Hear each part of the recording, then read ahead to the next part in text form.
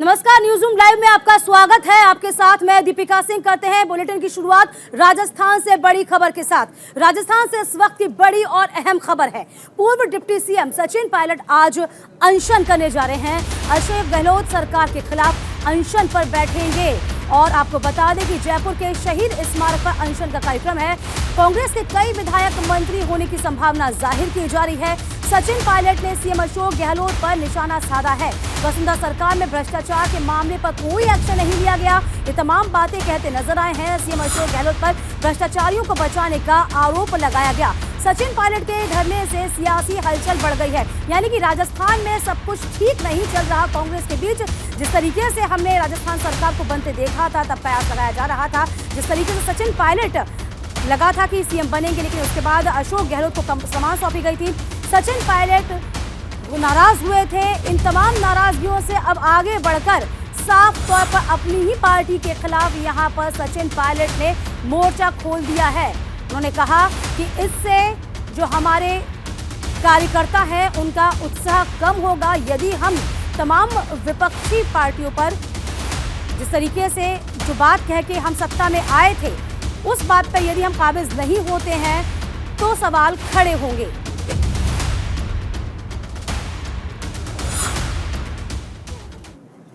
तो राजस्थान प्रभारी सुखजीत सिंह रंधावा का बयान सचिन पायलट का अनशन पार्टी के खिलाफ है। तमाम बातें कही। पायलट का अनशन पार्टी जो गतिविधि है उसके खिलाफ है। अगर कोई समस्या है तो पार्टी में वो सुलझाई जा सकती है, चर्चा की जा सकती है।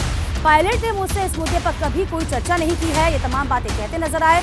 राजस्थान के कांग्रेस नेता सचिन पायलट जयपुर में आज अपना अनशन शुरू करेंगे। दरअसल आपको बता दें कि पूर्व डिप्टी सीएम की ये शिकायत है कि राजकीय अशोक गहलोत सरकार ने उन तमाम भ्रष्टाचार के मुद्दों पर 4.5 साल में कोई कार्रवाई नहीं की जिनके आधार पर प्रदेश में कांग्रेस सत्ता में आई थी। इसमें प्रमुख रूप से तत्कालीन वसुंधरा राजे सरकार के समय खान घोटाला, बजरी माफियाओं के मामले शामिल हैं। वहीं सचिन पायलट के इस धरने को लेकर सियासी हलचल बढ़ गई है। राज्य के कांग्रेस प्रभारी का कहना है कि अनशन का फैसला पार्टी के हितों के खिलाफ है और पार्टी विरोधी गतिविधि है।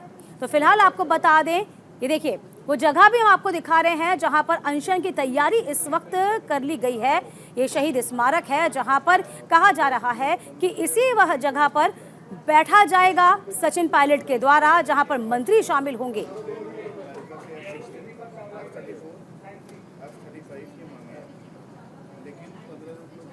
आपस में लड़कर प्रदेश का बहुत नुकसान किया, जनता का बहुत नुकसान किया। स्वयं की राज्य की योजनाएं तो जनता तक नहीं पहुंची, वो तो ठीक है, पर केंद्र की योजनाएं भी जनता तक नहीं पहुंची है, क्योंकि सरकार पूरे 5 साल से आपस में लड़ रही है और उसी में व्यस्त है और जनता परेशान है।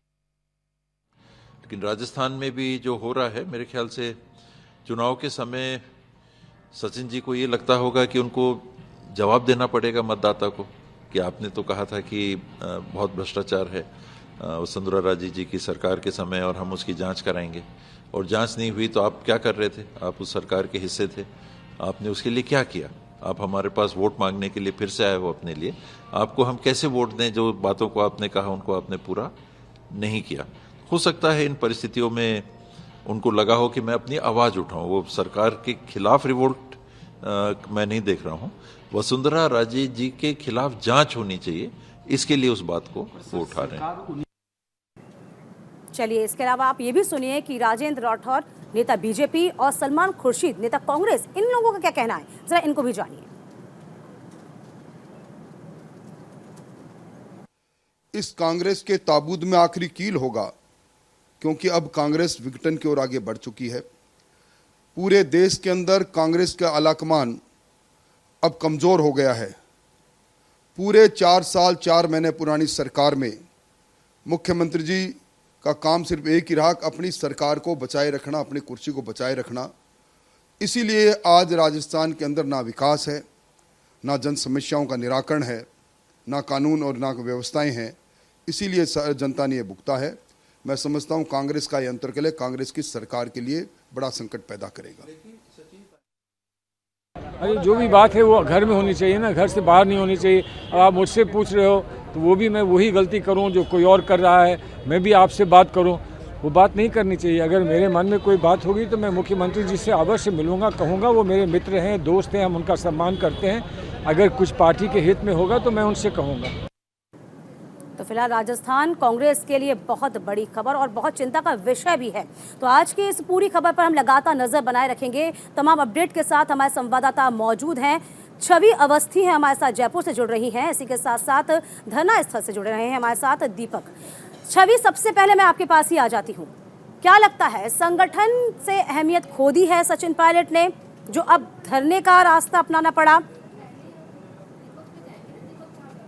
कह सकते हैं, क्योंकि संगठन की बात करें तो संगठन में पहले पीसीसी चीफ रह चुके हैं और उसके अलावा उप मुख्यमंत्री के पद पर रहे हैं।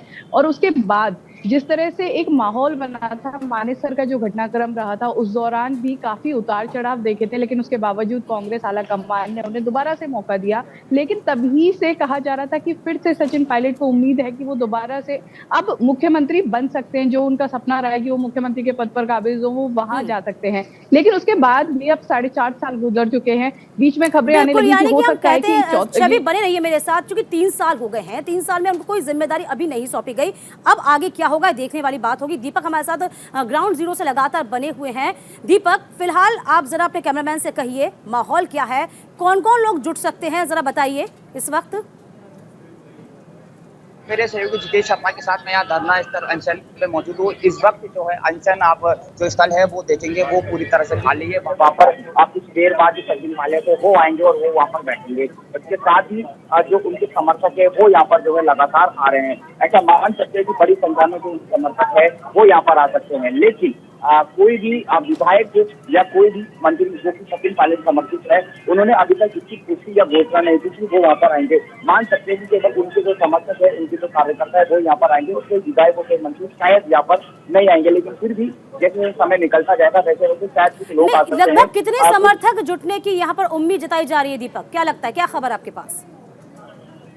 और देखिए, बिल्कुल सचिन पायलट जहाँ जाते हैं तो उनके पीछे हजारों की भीड़ जो है वो ऑटोमेटिक अपने आप आ जाती है। एक बात केडर जो कह सकते हो, जो लीडर को मान सकते हो। तो जैसा कि आपका सवाल है कि भीड़ यहाँ पर बड़ी संख्या में आ सकती है। जैसे 11 बजे जो समय है वो हो जाएगा, उसके बाद ये पूरा जो अनशन स्थल है वो पूरी से भर जाएगा। कुछ लोग मिश्रा जी है, मिश्रा जी कितने लोग आने की संभावना है और क्या कुछ आपका प्लान है? मान सकते हैं कि सचिन पायलट अब सामने आ गए फ्रंट पे कांग्रेस के नारा। निश्चित रूप से वसुंधरा सरकार में इस प्रकार की घोटालेबाजी हुई और सचिन पायलट जी ने हमारी पूरी पार्टी ने मिलकर इसका विरोध किया। और विरोध भी इस स्तर पर किया कि हमने ये तय किया था कि जब सरकार बनेगी तो जितने भी उनके घोटाले थे हम जांच होगी। जांच होना दूर की बात है, वसुंधरा सरकार के मामले में अब तक कोई पहल नहीं है जिससे लगे कि हम लोग जो मुद्दों को लेकर हमने संघर्ष किया था उस पर मुद्दों को फैसला हुआ है। इस मामले में आज सचिन पायलट की आज एक दिन का सांकेतिक अनशन कर रहे हैं कि वसुंधरा सरकार में जो घोटाले हुआ है उनकी जांच होनी चाहिए, उनके खिलाफ कार्रवाई होनी चाहिए। पर कितने लोग हैं, वो कितने आ सकते हैं? देखिए, इसमें संख्या का झगड़ा नहीं है। इसमें तो अधिक से अधिक लोग जो इस वसुंधरा सरकार के खिलाफ हैं, जो चाहते हैं कि इसके मामले में कार्रवाई हो, वो सब एकत्रित होंगे। मैं यहाँ पर पोस्टर देख रहा हूँ, वसुंधरा सरकार लिखा हुआ है, कहीं पे बीजेपी नहीं लिखा हुआ है। ऐसा कि वसुंधरा सरकार भी तो बीजेपी से जुड़ी हुई है। देखिए, वसुंधरा का मतलब बीजेपी है। वसुंधरा का मतलब बीजेपी के खिलाफ ही तो धरना है। बीजेपी में जिस प्रकार के घोटाले उस समय हुए थे उनको हम लोगों ने सामने लेके आए। उसके बाद हमने तय किया था कि इस पर उनको फैसला होगा। फैसला नहीं हुआ, इसलिए सचिन पायलट जी आज अनशन पर बैठे। हाँ बिल्कुल, सचिन पायलट अनशन में बैठे हैं। देखिए, मैं आपको एक बार ये जो धरना स्थल है यहाँ की जो भीड़ जो है वो आपको मैं दिखाने की कोशिश करूंगा कि अभी शायद ये जो है वो धरना स्थल है या अनशन स्थल है वो शायद अभी आपको थोड़ा थोड़ा खाली है वो दिखाई दे सकता है। लेकिन जब सचिन पायलट फिलहाल दीपक हमें मीडिया का जमावड़ा ज्यादा नजर आ रहा है, क्योंकि जिस तरीके से अनशन की बात कही जा रही है, कहा गया कि उनकी ये जो हरकत है उसको स्वीकार नहीं किया जाएगा। छवि, क्या लगता है यहाँ पर सचिन पायलट ये कह रहे हैं कि मेरी बात नहीं सुनी गई। जाहिर सी बात है कि आला कमान से वो रुष्ट हैं, खफा हैं, लेकिन 1.5 साल तक तो वो खुद भी सीएम थे ना, डिप्टी सीएम रहे थे, तब उन्होंने इस पूरे मामले को क्यों नहीं उठाया? बिल्कुल, निश्चित रूप से यही बात बार बार में उठाई जा रही है। खुद जो कांग्रेस प्रभारी रंधावा है उनका भी कहना यही है कि लगातार कई दिनों से मैं संपर्क में रहा हूं। 5-6 महीने उनको भी हो चुके हैं, क्योंकि जब प्रभारी बदले पहले अजय माकन से कहा जा रहा था कि नाराजगी हो गई थी एक गुट की, तो दूसरा गुट चाह रहा था कि प्रभारी बदला जाए, तो उसके बाद रंधावा को प्रभारी बनाया गया। लेकिन अब सचिन पायलट लगातार जिस तरह से जो ये भ्रष्टाचार का मुद्दा अब लेके आए हैं, इस पर सवाल सबसे बड़ा यही है कि जब वो खुद पीसीसी चीफ थे या फिर जब वो खुद उप मुख्यमंत्री थे, तो उस दौरान इस मुद्दे को क्यों नहीं उठाया गया। और अब अचानक से जब कह सकते हैं कि चुनाव बिल्कुल नजदीक आ चुके हैं और ऐसे में इस मुद्दे को उठाया जाना और वो भी अपनी सरकार को घेरते हुए, और सीधे सीधे मुख्यमंत्री अशोक गहलोत पर इसमें प्रहार है, क्योंकि जिस तरह से एजेंसियों पर सवाल खड़े किए हैं जो राजस्थान की एजेंसियां हैं, क्योंकि खुद मुख्यमंत्री अशोक गहलोत के पास ही गृह मंत्रालय भी है। अब ऐसे में साफ तौर पर अपनी ही सरकार को, अपने ही मुख्यमंत्री को घेरना, और वो भी तब अगर थोड़ी सी बैक हिस्ट्री देखी जाए तो मुख्यमंत्री अशोक गहलोत और सचिन पायलट के संबंध कह सकते हैं कि ज्यादा अच्छे रहे नहीं है, ये जग जाहिर है। अब ऐसे में जो ये एक बड़ा कदम उठाया गया है, क्योंकि इसमें सीधे सीधे आला कमान की जो कह सकते हैं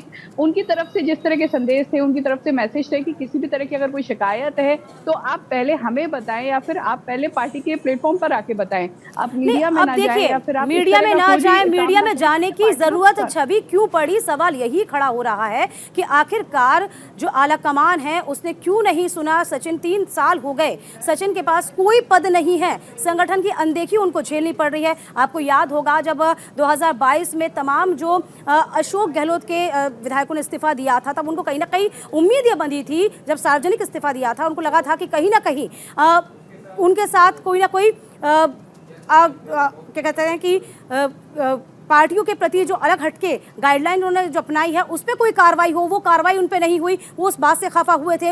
इसके बाद कहीं ना कहीं ये बात भी कही गई कि जो लगातार समस्याएं हैं उन समस्याओं को दरकिनार किया गया, और अब ये स्थिति बन गई कि अपनी ही पार्टी के खिलाफ उनको अनशन करना पड़ रहा है। टाइमिंग छवि को लेकर बहुत जबरदस्त है, क्योंकि एक तरफ जहां पर केंद्र सरकार को लेकर राहुल गांधी खुद भ्रष्टाचार के खिलाफ मोर्चा खोले पड़े हैं, और अब सचिन का ये अनशन वाकई में एक बहुत बड़ा यूं कहे कि झटका कांग्रेस के लिए साबित होने वाला है।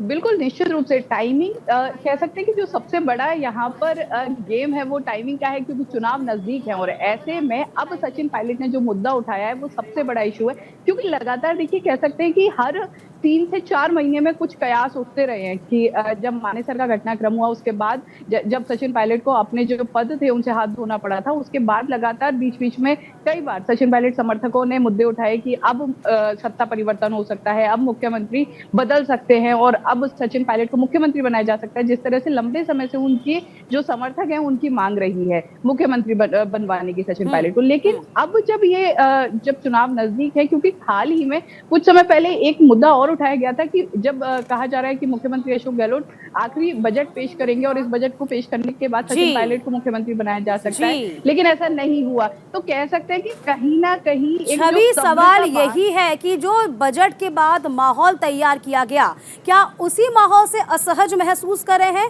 दीपक, क्या लगता है?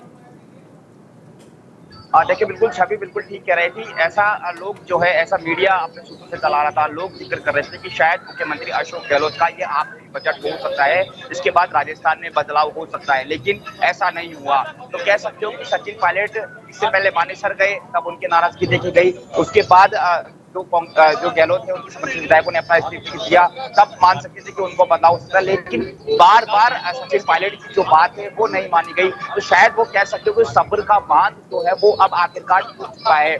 सचिन पायलट का ये जो अनशन है, हो सकता है ये कह रहे हैं कि वसुंधरा सरकार में जो भ्रष्टाचार हुआ उसके खिलाफ जांच कराया जा रहा है, लेकिन कहीं ना कहीं इन्होंने मिली भगत का भी आरोप लगाया। सीधा सीधा निशाना जो है मुख्यमंत्री अशोक गहलोत पर साधा है और ये भी कहा है कि वसुंधरा राजे और अशोक गहलोत की मिली भगत है। तो कह सकते चुनाव से ठीक पहले जब 6, 7, 8 महीने बचे, उससे पहले पायलट इस तरह से फ्रंट फुट पर सामने आकर आकर इस तरह से कह रहे हैं। सवाल तो बहुत खड़े होंगे और ये भी खड़ा होगा कि आखिरकार ये नौबत क्यों आन पड़ी? क्या सचिन पायलट को अलग थलग कर दिया गया है? क्या यहाँ पर सुखजिंदर सिंह रंधावा और डोटासरा इन सब की जो बॉन्डिंग है वो ज़्यादा महत्वपूर्ण हो गई है और अनदेखी यहाँ पर सचिन पायलट ने महसूस की है? चलिए आगे आपको सुनाते हैं सुखजिंदर सिंह रंधावा इस पूरे मामले को क्या कुछ कह रहे हैं। तो राजस्थान प्रभारी सुखजिंदर सिंह रंधावा ने यह कहा है कि सचिन पायलट का अनशन पार्टी के खिलाफ है, पायलट का अनशन पार्टी विरोधी गतिविधि है। अगर कोई समस्या है तो पार्टी में आकर चर्चा की जा सकती है। पायलट ने मुझसे इस मुद्दे पर पहले कभी कोई चर्चा नहीं की। उन्होंने साफ तौर पर आगे भी ये बात कही है कि मैं लगातार यहाँ पर जब भी राजस्थान आता हूँ, सचिन पायलट से मिलता हूँ, उनके घर जाता हूँ, लेकिन सचिन ने इस बारे में कोई बात नहीं की है और जो अब कदम उठा रहे हैं वो वाकई गलत है। अब देखना ये होगा कि इस पूरे मुद्दे पर क्या कुछ कार्रवाई होगी। फिलहाल इस खबर पर हम आगे भी नजर बनाए रखेंगे। इस बीच एक बड़ी खबर राहुल गांधी से जुड़ी हुई है, जो आज राहुल गांधी का वायनाड दौरा है। सांसद जाने के बाद पहली बार वायनाड जाएंगे राहुल गांधी। इधर कांग्रेस महासचिव प्रियंका गांधी भी इस बीच मौजूद होंगी। वायनाड पहुंचकर राहुल गांधी रोड शो भी करेंगे। कांग्रेस के शक्ति प्रदर्शन के तौर पर इसको देखा जा रहा है। दोपहर 3 बजे रोड शो को निकाला जाएगा। तो बड़ी खबर आपको बता दें कि आज राहुल गांधी अपनी लोकसभा सदस्यता जाने के बाद पहली बार पुरानी लोकसभा वायनाड में दौरे पर जा रहे हैं। उनके साथ उनकी बहन और कांग्रेस महासचिव प्रियंका गांधी वाड्रा होंगी। कांग्रेस के राहुल के स्वागत के लिए तमाम तगड़ी तैयारियां हैं। राहुल के इस दौरे को वायनाड में कांग्रेस के शक्ति प्रदर्शन के तौर पर देखा जा रहा है। वायनाड पहुंचकर राहुल गांधी वहां रोड शो भी करेंगे। आपको बता दें कि ये रोड शो करीब 3 बजे निकला जाएगा, जिसमें कि कांग्रेस के सहयोगी दल IUML और RSP के नेता शामिल होंगे। इस रोड शो के दौरान सिर्फ तिरंगा ही दिखाई देगा। दरअसल राहुल गांधी के 2019 के चुनाव प्रचार के वक्त IUML के जो हरा झंडा था उसको लेकर विवाद खड़ा हुआ था। अभी माना जा रहा है कि इस रैली में सिर्फ और सिर्फ तिरंगा ही शामिल करने का फैसला लिया गया है। दरअसल IUML केरल में कांग्रेस के साथ गठबंधन में है और उनके अध्यक्ष शिहाब जो थंगल हैं वो भी रोड शो में नजर आने वाले हैं। इसके अलावा कांग्रेस पार्टी के तमाम दिग्गज नेता KC वेणुगोपाल, तारिक अनवर भी रोड शो में शामिल होंगे।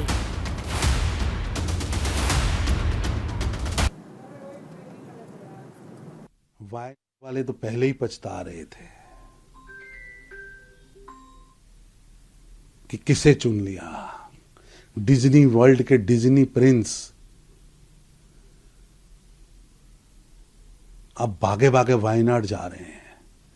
बताएं जनता को पिछले 4 सालों में कितनी बार गए? देश जानना चाहता है। काट की हांडी बार बार नहीं चढ़ती। चलिए आपको ग्राफिक के जरिए समझाते हैं राहुल गांधी के इस दौरे का क्या मायना है, कितना महत्वपूर्ण होगा ये दौरा। चलिए ग्राफिक के जरिए समझिए आप। तो वायनाड के दौरे पर राहुल गांधी हैं। संसद की सदस्यता खत्म होने के बाद उनका ये पहला वायनाड का दौरा है। राहुल गांधी के साथ प्रियंका गांधी भी वायनाड में पहुंचेंगी। राहुल प्रियंका के स्वागत के लिए भव्य तैयारी की गई है।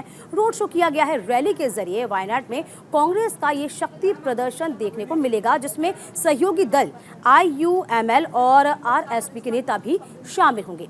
2019 में वायनाड से सांसद बने थे राहुल गांधी। मानहानि के मामले में राहुल गांधी पाए गए थे दोषी। जी हां, राहुल को मोदी सरनेम मामले में 2 साल की सजा मिली थी और मानहानि के केस में सजा के बाद राहुल गांधी की जो संसद सदस्यता खत्म हुई, यानी कि संसद की जो सदस्यता है उसको खत्म कर दी गई। 2 साल पहले उन्होंने ये बात कही थी। चलिए इस बीच आपको दिल्ली से बड़ी खबर से रूबरू कराते हैं। आज तेजस्वी यादव से ED पूछताछ करने जा रही है। बिहार के उप मुख्यमंत्री हैं तेजस्वी यादव और लैंड फॉर जॉब मामले में आज उनकी पेशी हुई है। दिल्ली के ED मुख्यालय में उनको बुलाया गया है। 25 मार्च को CBI ने उनसे पूछताछ की थी। आपको भी बता दें, लैंड फॉर जॉब मामले में बिहार के CM तेजस्वी यादव से आज प्रवर्तन जो है ED है वापस से पूछताछ करने वाली है। तेजस्वी यादव से दिल्ली में ही पूछताछ होगी। वहीं प्रवर्तन निदेशालय के बुलावे पर तेजस्वी यादव दिल्ली के लिए रवाना होंगे। आपको बताएं कि land for job scam case में ED मनी लॉन्ड्रिंग मामले की जांच कर रही है। इधर इसके पहले 25 मार्च 2023 को CBI ने तेजस्वी यादव से दिल्ली में पूछताछ की थी। 25 मार्च को ही ED ने मीसा भारती से पूछताछ भी की थी। ED ने मीसा भारती से लगभग 7 घंटे तक पूछताछ की थी। इस मामले में CBI और ED के अधिकारी लालू यादव और राबड़ी देवी से पूछताछ कर चुके हैं। वहीं पटना से दिल्ली जाने पहले डिप्टी CM तेजस्वी यादव ने एयरपोर्ट पर पत्रकारों से बातचीत की। उन्होंने कहा कि बीजेपी बिहार को बदनाम करने की लगातार कोशिश कर रही है। बीजेपी के लोग जो भी आरोप लगा रहे हैं उसकी जांच की जा रही है।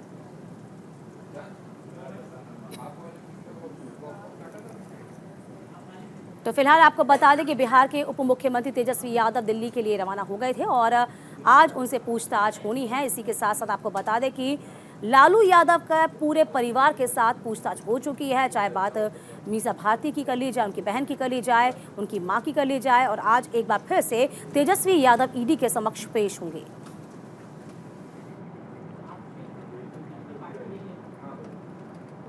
इधर निर्वाचन आयोग ने 3 राष्ट्रीय पार्टियों और 2 क्षेत्रीय पार्टियों से दर्जा वापस लिया है। वहीं एक पार्टी को राष्ट्रीय पार्टी का दर्जा दिया। आपको बता दें कि निर्वाचन आयोग ने राष्ट्रवादी कांग्रेस एनसीपी, टीएमसी और भारतीय कम्युनिस्ट पार्टी सीपीआई का राष्ट्रीय पार्टी का दर्जा वापस ले लिया है। इसके अलावा आम आदमी पार्टी को अब राष्ट्रीय पार्टी का दर्जा नहीं दिया गया।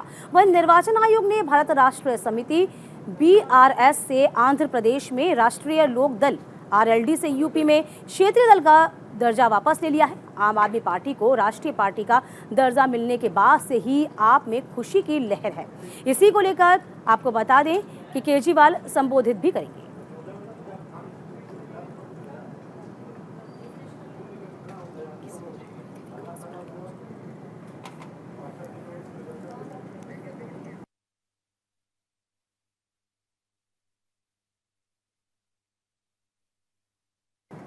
इधर पूर्व सीएम चरणजीत सिंह चन्नी की मुश्किलें लगातार बढ़ती जा रही हैं। विजिलेंस ने चरणजीत सिंह चन्नी को इस बाबत नोटिस भेज दिया है। आय से अधिक मामले में जांच के लिए उनको तलब किया गया। विजिलेंस ने चरणजीत सिंह चन्नी को कल पूछताछ के लिए बुलाया है। आय से अधिक संपत्ति मामले में जांच कर रही है विजिलेंस। तो फिलहाल आपको बता दें कि विजिलेंस ने चरणजीत सिंह चन्नी को इस बाबत नोटिस भी भेज दिया है। आय से अधिक मामले में तलब किया गया है। विजिलेंस ने चरणजीत सिंह चन्नी को कल पूछताछ के लिए बुलाया है। पूरा मामला आय से अधिक संपत्ति से जुड़ा हुआ है, जिसकी जांच विजिलेंस कर रही है। इसी बाबत चरणजीत सिंह चन्नी की मुश्किलें भी कहीं ना कहीं बढ़ सकती हैं। तो विजिलेंस ने एक बार फिर से चरणजीत सिंह चन्नी को नोटिस जारी कर जवाब देने के लिए बुलाया है। लगातार उन पर आय से अधिक मामले में सामने रखा गया था और इसी को लेकर उनसे अब पूछताछ की जाएगी। इस पूरे मामले की जांच विजिलेंस कर रही है। और इसी के साथ इस बुलेटिन में अभी के लिए बस इतना ही, लेकिन खबरों का सिलसिला लगातार जारी रहेगा।